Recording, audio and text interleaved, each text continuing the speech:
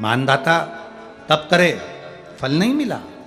जब मानदाता को फल नहीं मिला तो मानदाता ने सोचा मैं तप करूं तो करूं क्या। देव ऋषि नारद का आगमन हुआ।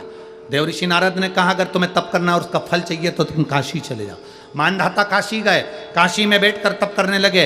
केवल काशी में बैठकर उन्होंने तप करा तो कैसा करा, केवल एक बालू का शिवलिंग बना लेते थे और बालू का शिवलिंग बनाकर उसकी आराधना करते थे, उसकी पूजन करते थे। पूजन करते, गंगा का जल लाकर बालू के शिवलिंग पर डालते, उनको समर्पित करते। बस वो बालू के शिवलिंग की आराधना करते करते करते करते करते करते थोड़ा सा समय निकला। उनको नहीं मालूम कि एक शिवरात्रि निकल गई, दूसरी शिवरात्रि आई है। हर महीने शिवरात्रि आती है, प्रत्येक महीने शिवरात्रि पहुंचती है, प्रत्येक महीने आती है।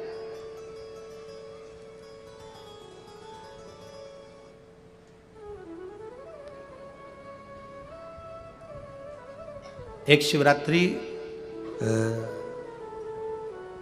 अपन पंजाब में थे, भटिंडा, तब पड़ी थी।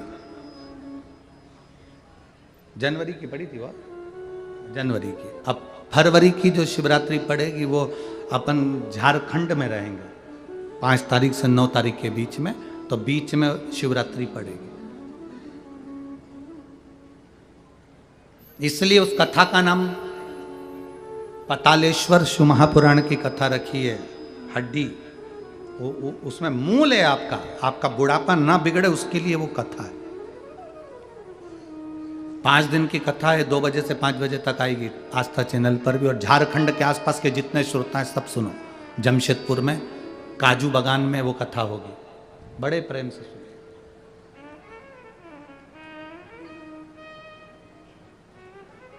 काजू बागान में तुम ये सोचकर मत आना कि काजू तोड़ के खा लेंगे।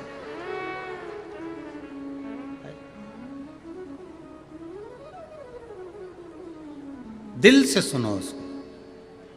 पतालेश्वर शिव महापुराण की कथा। कुछ जगह ऐसी होती हैं उस कथा का मूल, जैसे 7 मार्च से 13 मार्च की सीहोर कुबेरेश्वर धाम की कथा जरूर सुनो। मौका मिल जाए तो 5 माताएं, भाई लोग, बहन लोग जो भी हैं, जीजा जीजी, सब कथा में पहुंचकर उसमें सेवा भी करो और कथा भी सुनो, दिल से सुनो।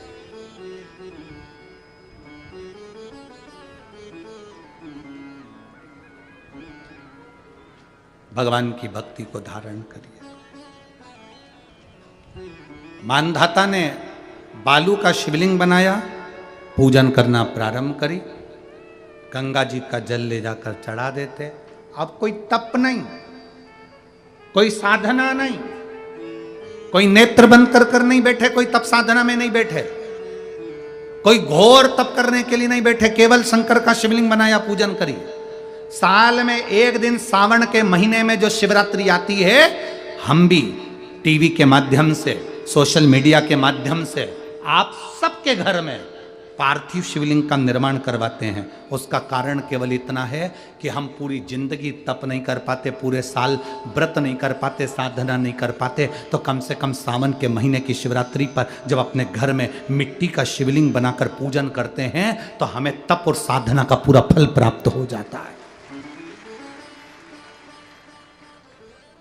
करने वाले, विरोध करने वाले करते रहते हैं। शाम को तो व्रत ये वाला उपवास करना ही नहीं था, पूजन कराना ही नहीं थी, इसमें ऐसी पूजन करा दी, उसमें वैसी पूजन करा दी, ये गलत बोल दिया, ये सही बोल दिया, ये ऐसा कर दिया, काली मिर्ची चढ़वा दी तो ये चढ़वा दी। बोलने वाले बोलते रहेंगे। तुम अपना काम करो, पार्थिव शिवलिंग का निर्माण करो, पूजन करो, आराधना करो, विसर्जन करो।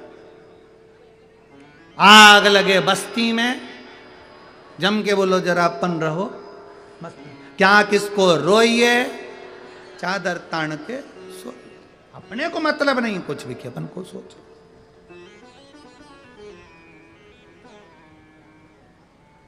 अपनी जिंदगी का सार्थकता सिद्ध करा। मानधाता ने अब कोई तप नहीं करा, मानधाता ने अब कोई साधना नहीं करी, मानधाता ने अब कोई आराधना, बस एक काम करा, शिवलिंग का निर्माण, उसकी पूजन।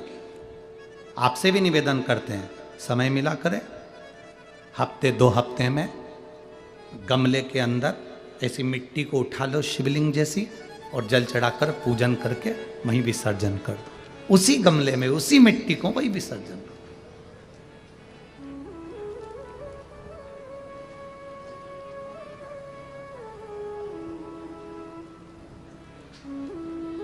प्रयास करो, उसका फल मिलता है। शंकर भगवान प्रकट हो गए, कहा क्या चाहिए तुमको, मांगो। अब मानधाता ने मांगा कुछ नहीं। मानधाता ने कहा कि पहले तो मैंने जब तप करा, साधना करी, आराधना करी, तब तो मुझे आपका दर्शन नहीं हुआ, और अब आप मेरे सामने आ गए तो मैं मांगू, ये श्रेष्ठता कहाँ है? अब मैं मांगू, ये श्रेष्ठता कहाँ है? मुझे मांगना नहीं है। कुछ तो मांगो। नहीं, मानधाता ने कहा बस इतनी कृपा करना, प्राण छूटने का जब समय आए तो मेरा शिव सामने हो और मेरा ये आत्मा, मेरी जब मृत्यु हो तो ये आत्मा शिव में और कैलाश में विलीन हो जाए, बस ऐसी कृपा कर, और कुछ भी नहीं, और कुछ नहीं चाहिए। बस यही होना चाहिए। उसका जो फल है वो जीवन का एक आनंद सुख देने वाला हो। हमने कथा में कहा था शुरू में, माता क्या होती है? निर्माता।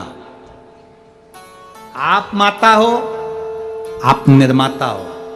अपने बच्चे के हाथ में एक लोटा जल लेकर मंदिर भेजने की जवाबदारी तुम्हारी है। अपने बच्चों के मुख से श्री शिवाय नमस्तुभ्यम निकलवाने की जवाबदारी तुम्हारी है, कोई दूसरा नहीं निकलता।